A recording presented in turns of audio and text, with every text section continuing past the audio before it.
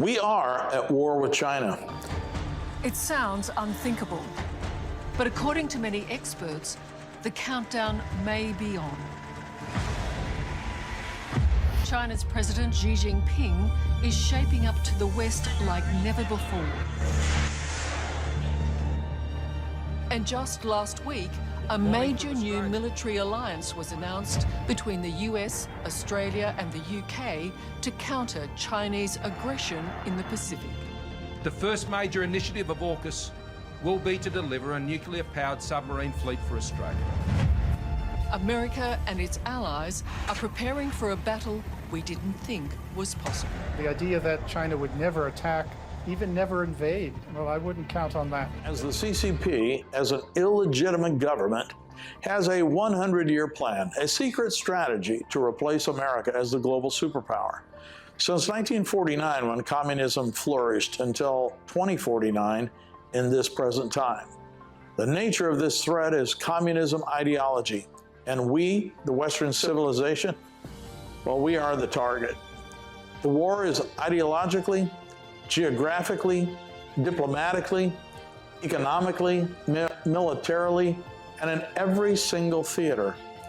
The CCP is profoundly vulnerable even amid their Army, Navy, Air Force, Coast Guard, as well as their nuclear capabilities, their number of weapons, and expansion of various delivery systems, including their production of enriched uranium and more, not to mention their mass productions of DF-41 silos, which I believe stands around the number of 350 today. Not to mention ballistic submarines and air-to-cruise missiles, which may include an untold number hidden under 3,000 miles of tunnels, and their plans, which are currently underway, in the development of a South Pole lunar moon base. President Biden has totally misinterpreted their capabilities. This war will be to advance communistic ideologies, and at the moment, we have a weariness in our deterrent, which invites aggression. We must present a deterrent that will make our victory a certainty to them, and we are not there yet. We cannot give up the Indo-Pacific, not allowing the Taiwan Straits to be taken. The United States plays a major strategic role in the Indo-Pacific. With 375,000 personnel, there's a vast network of operations that extend from Hawaii all the way to India. Jim Molan believed China's first course of action would be to aim big. Moving to a launch-on warning system may be something we must do. We must also fight the economic and financial war.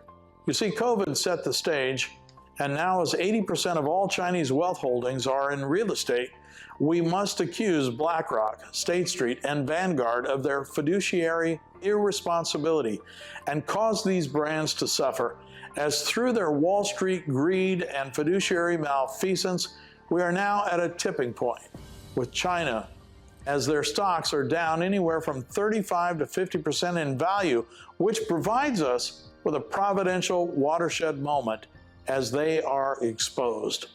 BlackRock must be exposed for who they are and what they have done to 160 million American retail investors by allowing 260 CCP state-owned companies to be traded on the New York Stock Exchange and NASDAQ with zero regulatory compliance by any body, including the SEC, which leaves investors whom not a one of has been given any material disclosure for risks, as well as over 5,000 other illegal CCP state-owned companies traded on the A-shares, leaving all pension funds, 401ks, savings and retirement plans at risk, not to mention the illegal variable interest equities, the VIEs. Under the 1933 SEC law, this is all illegal, and we must delist these companies from these index funds of BlackRock, State Street, and Vanguard, which today hold $55 trillion in capital and is expected to reach $100 trillion in capital by 2025.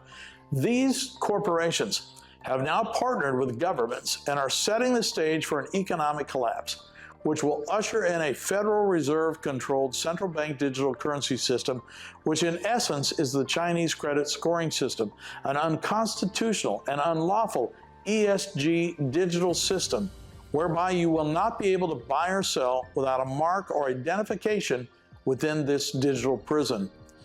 Do we really want a corporation to tell our government and ourselves what we can eat, where we can spend our money, or if we can even travel?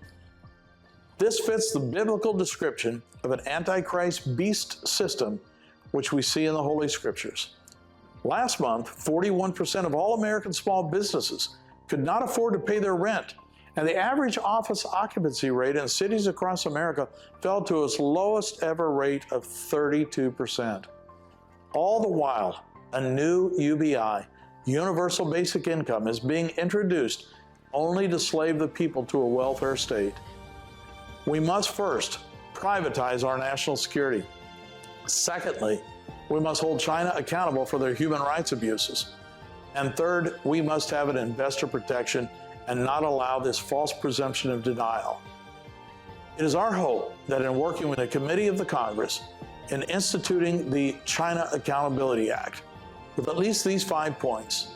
First, we must address the intellectual theft by China of approximately $500 million annually over the last 10 years, which equals no less than $5 trillion.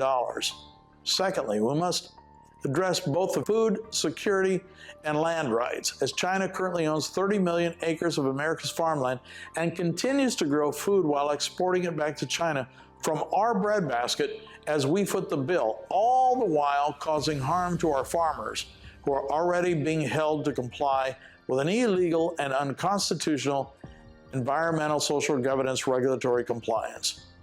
We must also address the defaulted Chinese corporate and sovereign bonds debt, owned by more than 30,000 families in 46 states. This must take precedence immediately. Next, we must assess the damage of COVID-19, which is estimated now to be between somewhere of 10 and 20 trillion dollars. We finally must address the stolen generational theft from and through all of our state universities. This is only the beginning, as a full measure of actions will come forth in every theater of this war. Go to gsaministries.org and join us today.